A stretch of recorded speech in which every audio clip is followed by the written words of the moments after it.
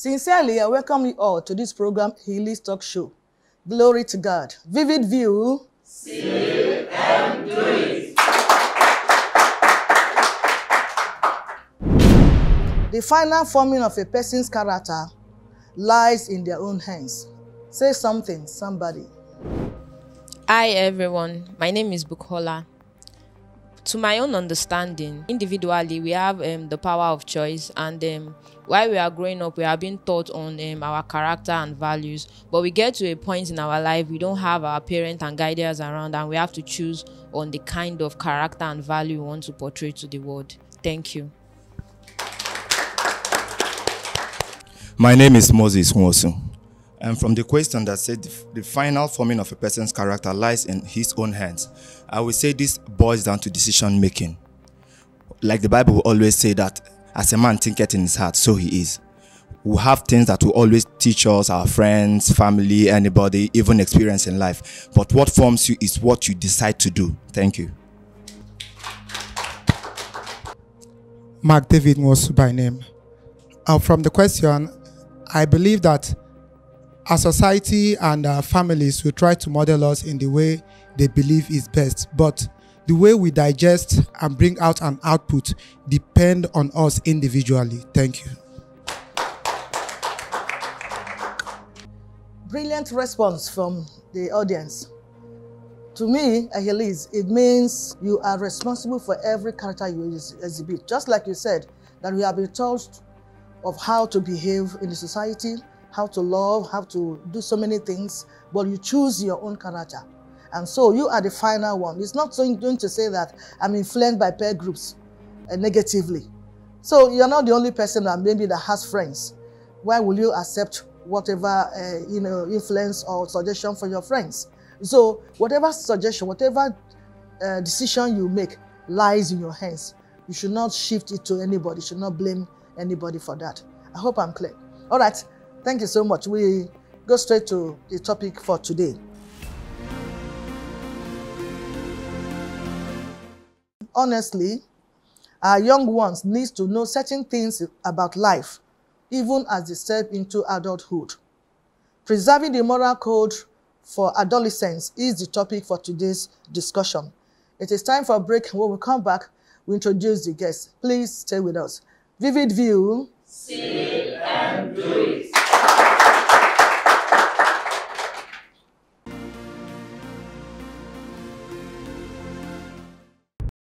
Welcome back. In case you're just joining us, the topic again is preserving the moral code for adolescents. And with me in the studio is a business executive, a counselor. Let's make welcome Mrs. Amechi Imabo.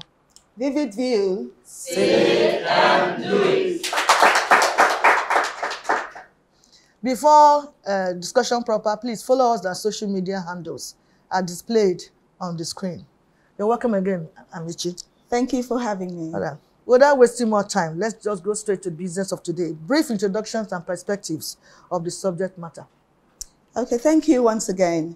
The subject matter today is a very interesting one, and I want to reach out to all our adolescents and even those who are beyond this age group and advise that they really pay key attention to this very important discussion. That's the essence of this. Yes. So who is an adolescent? I want us to look at key words in that topic. Who is an adolescent? When we talk of adolescence, we're talking of the stage, the transitional stage from childhood to adulthood. And this talks about from the age groups of 10 years to 19 years. And these are the teenage years. And when we talk about adolescence, this is it's a developmental stage. Yeah. It's a stage in life where we have these children undergoing physical and psychological developments. And in the areas of physical development, emotional development, and even social and behavioral developments, and a whole lot more. And so if we understand that these things are going on inside the adolescents' minds and heads and bodies, then we want to look at what are we talking about when we say moral codes that are specific to this phase in life and to this group of persons. When we talk of morality, let's first of all lay a foundation that what is morality? Morality is the essence. It's what helps you assess what you're doing. Is it right? Is it wrong? Is it good? Is it bad? So that's what morality helps you do. And then when we talk of codes is we can call it a set of rules, laws, yeah. That says that dictates to an individual what he or she ought to do. Now, both morals and codes, vary from society to society, and it also varies amongst individuals and amongst families. And it could be based on culture, religion, and one or two other factors. So having laid this foundation on, we've talked about adolescence, we've talked who is an adolescent, we've talked about morality, we've talked about code. Yeah. It's equally important to point out to the fact that at this stage of life, a whole lot is going on in the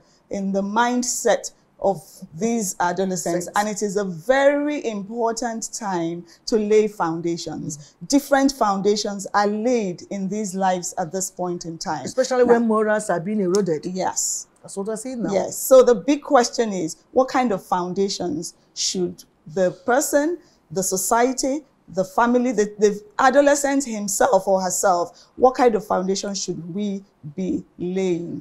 And hopefully as we go on in the discussion, yeah, we'll be talking a lot more about the different aspects in this topic. Thank you. Thank you so much for the introduction. Now take me to the second question. It says, obviously there are moral codes, moral needs of adolescents. What are they? There are moral needs. Yeah, yes. There are moral needs. We had laid a foundation in the introduction. We said these teenagers from 10 to 19 are developing in different areas of life. So they're developing physically. And we would know that if they're developing physically, a lot of changes are going on in the body. So they have physical needs also. Yes. And key to these physical needs will be, well, the general physical needs of every human being. They need food. And more so, they need lots of food. That's why you see, if you have teenagers in the house, they eat a lot. Because a lot of development is going on in the body. Organs are being developed and different areas. So they need food. And also because it's a time when they're moving from puberty to adulthood, there are also lots of, other physical changes. And there's a need there to be able to understand these changes and know how to manage the changes and link it to the morals that we expect them to have started to learn and to begin to establish at this point in time. For example, the adolescents would have a lot of changes, sexual changes. We would have for the females, they would be developing breasts. Yeah. They would be, for the males, they would be developing facial hairs, pubic hairs, and all of that. Voice changes. Exactly. For the females, you would see probably addition to hips and all of that. Yeah. And they would begin to have sex, such as they would want to be with the opposite sex. And then we would then key it. Those are needs. When we get to morals and what these morals are, we would link it back to these needs. How do you manage the needs? Yeah. It's a personal decision. It's when the adolescent should begin to bring in self-imposed limitations on how to manage those needs. So we've looked at a few physical needs. They also have emotional needs. They also have mental needs. They also have social needs. They also have, in the social needs, we can key it into behavioral needs. So they have lots of needs. And we would have the opportunity to take a detailed look at some of these needs and how the adolescents can actually also handle these needs. Thank you so much. We'll take a break now. Come back, continue. Vivid View. See and do it.